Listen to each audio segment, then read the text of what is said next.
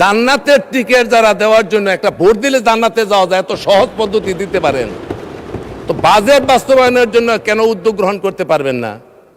আপনার সময় 10 মিনিট, 10 মিনিটে শেষ করবেন। ধন্যবাদ মাননীয় স্পিকার। বাজেট খুব সহজ জিনিস না। সীমাহীন সম্পদের মধ্যে অসীম অভাব পূরণের বিপরীত দ্বান্দ্বিক সমীকরণের একটা জটিল সমাধান হচ্ছে বাজেট। যিনি প্রণয়ন করেন, যারা প্রণয়ন করেন, এই সমস্যাটা তারা যতভাবে উপলব্ধি করেন, স্বাভাবিক মানুষের যারা সেটা উপলব্ধি করা সম্ভব হয় না বিদায় আমরা অনেকেই কথা বলে থাকি। মাননীয় স্পিকার, 55টা বাজেট দেওয়া হয়েছে স্বাধীনতার পরে। প্রত্যেক বাজেটই ক্রমান্বয়ে বৃদ্ধি পেয়েছে। অর্থমন্ত্রী বলেছেন মানুষের অভাব পূরণের জন্য, দেশের অগ্রগতির ধারার বজায় রাখার জন্য এই বাজেটকে বৃহৎ করতে হয়েছে। কারণ আমরা জানি অর্থনীতিতে একটা থিওরি আছে, ভিশাস সার্কেল অফ প্রপার্টি, অর্থাৎ দারিদ্র্যের দুষ্ট চক্র। এই দারিদ্র্যের দুষ্ট চক্র যখন অর্থনীতিকে আবিষ্ট করে ফেলে, অর্থনীতি একটা খাদের মধ্যে পড়ে, তখন সেটাতে তোলার জন্য বাজেট বৃহৎ করতে হয়। এবং এইটা অর্থনীতির আরেকটা সূত্রের সাথে, থিওরির সাথে সম্পৃক্ত। সেই থিওরিটা হচ্ছে বিগ পুশ থিওরি। অর্থনীতিতে একটা থিওরি আছে যাকে বলা হয় বিগ পুশ থিওরি, বাংলায় হচ্ছে বৃহৎ ধাক্কা তত্ত্ব। এই বৃহৎ ধাক্কা যদি না দেওয়া হয় তাহলে অর্থনীতি একটা নির্দিষ্ট স্তর থেকে উপরে উঠে না। এই সংসদে আসার পরে আমি সহ দাঁড়ানোর পরে খাল, বিল, রাস্তাঘাট, হাসপাতাল, শিক্ষা প্রতিষ্ঠান, এমন কোনো কথা নাই নাই নাই নাই অভাব অনটন। এটা বাস্তব এবং দাবি জানাটাও বাস্তব। কাজে আমি যদি কিছু চাই সেটা সংকুলন করতে হলে অর্থের প্রয়োজন। অতএব বৃহৎ বাজেট নিয়ে যারা সমালোচনা করেন, আমার মনে হয় তারা সেই ব্যক্তির মতো যারা একই ডালে বসে নিজের ডাল কাটা শুরু করেন, আত্মঘাতী কাজ। এই সমালোচনা সবসময় করা যায় না, বরঞ্চ বড় হয়েছে এটাকে বাস্তবায়নের জন্য কার্যকরী পদক্ষেপ গ্রহণের জন্য সম্মিলিত বা প্রচেষ্টা গ্রহণ করা উচিত। রাজস্ব আহরণ কঠিন, এটি জানি, এটা কষ্ট হবে, অনেক পরিশ্রম করতে হবে। এত প্রতিকূলতা সত্ত্বেও তারপর 60টির মতো নিত্য প্রয়োজনীয় দ্রব্য থেকে বাজেটে কর কমানো হয়েছে। এটি মানুষের প্রান্তিক জনগোষ্ঠীর কল্যাণের জন্য করা হয়েছে, এটা আমাদের খেয়াল রাখতে হবে। মাননীয় স্পিকার, মাননীয় স্পিকার, ম্যাক্রো ইকোনমিক্স কথা বারবার অর্থমন্ত্রী বলেছেন, অর্থনীতিবিদরা বলেন।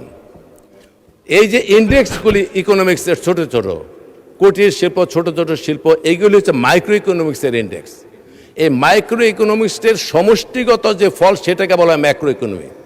আর এই সমষ্টিগত ফল যতক্ষণ পর্যন্ত ম্যাক্রো আকারে ধারণ করে বৃহৎ অঙ্গনে যেতে না পারবে, ততক্ষণ জাতীয় পর্যায়ে অগ্রগতি লাভ করা সম্ভব নয়। কাজে এই ম্যাক্রো ইকোনমিক গোলকে অ্যাচিভ করতে হলে আমাদেরকে অনেক ক্ষেত্রে অনেকটা সহনীয় পর্যায়ে সহ্য করতে হবে এবং ধৈর্য ধারণ করে সেটাকে সহযোগিতা করতে হবে। আমি মনে করি অর্থনীতির একজন ছাত্র হতে হবে। মাননীয় স্পিকার, 3টা স্তরে এই অর্থনৈতিক এই বাজেটটাকে কার্যকরী করার কথা বলেছেন। আমি যাব না কারণ সময় খুব কম। এই 3টা স্তর প্রত্যেকটাই বিগ পুশ থিওরির সাথে সম্পৃক্ত। এক একটা স্তরে পার হতে হলে প্রত্যেকটা একটা ধাক্কা দিতে হবে অর্থনীতিতে, এবং এই ধাক্কাটা দিতে গেলে কোনো কোনো ক্ষেত্রে আমাদেরকে অনেক জিনিস সহ্য করতে হবে, আবার সহযোগিতা করতে হবে। দুই কুল রক্ষা করে চলে এই বাজেটকে কার্যকরী করতে হবে। মাননীয় স্পিকার, মাননীয় স্পিকার, বিরোধী দলের সম্মানিত সদস্যবৃন্দ খুব শঙ্কা প্রকাশ করেছেন লুটপাট হবে কিনা, যথাযথ প্রয়োগ হবে কিনা। এত শঙ্কা হওয়ার আপনাদের কোনো কারণ নাই, কারণ আপনারাই তো বলেছেন এই সংসদটা একটা ব্যতিক্রমধর্মী সংসদ। সুষ্ঠু, অবাধ, নিরপেক্ষ ভোটের মাধ্যমে আপনারা নির্বাচিত হয়েছেন, আমরা নির্বাচিত হয়েছি। লুটপাট যারা করেছে তারা ভোট ছিল না, কুত্তা মার্কা নির্বাচন ছিল। সেই নির্বাচনের প্রতিনিধি আপনাদের আমাদের প্রতিনিধিকে এক হতে পারে? এক হতে পারে না। মানুষের অগাধ বিশ্বাস নিয়ে ভোট দিয়েছে, সলিড ভোটে, নিরপেক্ষ ভোটে আপনারা নির্বাচিত হয়েছেন, আমরাও নির্বাচিত হয়েছি। ইনসাফ যদি প্রতিষ্ঠা করতে হয়, দায়িত্ব কিন্তু ভাগাভাগি করে পালন করতে হবে। সমালোচনা করে যদি নাকি এমন কাজ করা হয় যে আসলে আমাদের আত্মঘাতী কাজ, যেমন আমি একটি কথা বলি, তারল্যের কথা বলেছেন অনেকে ব্যাংকে, যে তারল্য কমে গেছে একটা বিশেষ ব্যাংকে। মাননীয় স্পিকার, কেন কমছে?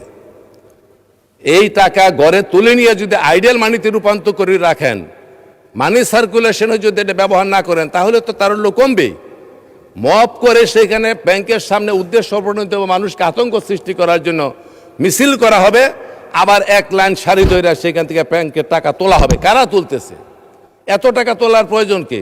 এক এক দিনে 5 লাখ 10 লাখ টাকা এই যে তুলতেছে, এই টাকা কি নিত্য প্রয়োজনীয় কোনো চাহিদা পূরণের জন্য? নো, এটা উদ্দেশ্য প্রণোদিতভাবে এই টাকা তোলা হচ্ছে। কাজেই সেইখান থেকে বিরত রাখার জন্য বিরোধী দল এবং সকলের কাছে আমি অনুরোধ জানাবো, আপনাদের সহযোগিতা কামনা করব, যাতে তারল্য না কমে, এমন কোনো ঘটনার সূত্রপাত না করাই ভালো। মাননীয় স্পিকার, বাজেট আমি যদি বলি যে অর্থমন্ত্রী একটা সিলেবাস দিয়েছেন, মাননীয় অর্থমন্ত্রীর দৃষ্টি আকর্ষণ করছি। আমি যদি বলি বাজেট এটা একটা সিলেবাস, পরীক্ষায় যেমন সিলেবাস ভালো হলে, প্রশ্ন ভালো হলে, উত্তর ভালো হলে রেজাল্ট ভালো হয়, পড়াশোনা না করে সিলেবাসে দোষার কোনো প্রয়োজন নাই। সিলেবাস তো দিল, আমি যদি পড়াশোনা না করে রেজাল্ট খারাপ হবে, এই জন্য সিলেবাস যিনি দিয়েছেন তার দোষ নাই। অর্থমন্ত্রী বাজেট দিয়েছেন একটা অর্থনৈতিক সম্বলিত একটা সিলেবাস। এই সিলেবাসকে যৌথভাবে কার্যকরী করার জন্য বিরোধী দল এবং ট্রেজারি দল এবং জনগণের যৌথ প্রযোজনার মাধ্যমে আন্তরিকভাবে কাজ করতে হবে, তখনই বাজেট হবে। আরেকটি কথা বলি, কেউ রাগ করবেন না, আপনারা বাজেট নিয়ে শঙ্কিত এত প্রকাশ করছেন, লুট হবে, বাস্তবায়ন হবে কিনা, এত শঙ্কা আপনারা প্রকাশ করার কোনো প্রয়োজন নাই। কারণ কঠিন জিনিস, জান্নাতের টিকিট যারা দেওয়ার জন্য একটা ভোট দিলে জান্নাতে যাওয়া যায়, এত সহজ পদ্ধতি দিতে পারেন, তো বাজেট বাস্তবায়নের জন্য কেন উদ্যোগ গ্রহণ করতে পারবেন না? জান্নাতে যাওয়ার জন্য একটা ভোট দিলে যদি জান্নাতে যাওয়া যায়, এত কঠিন জিনিস যদি সহজ করতে পারেন, তো বাজেটটাকে সহজ করে বাস্তবায়নের জন্য একটা বুদ্ধি দেন না, উপদেশ দেন না, অসুবিধা নাই তো। আপনারা ছায়া বাজেট দিয়েছেন, খুব ধন্যবাদ। ছায়া হয়ে কাছেও থাকেন, কথা বলো না বলো ওগো বন্ধু, ছায়া হয়ে তবু পাশে রইব। এখন কথা না বললেও যদি কেউ ছায়া হয়ে থাকতে চায়, আন্তরিক হয়, আমরা তো কথা বলি, তাহলে আমাদের পাশে থাকেন।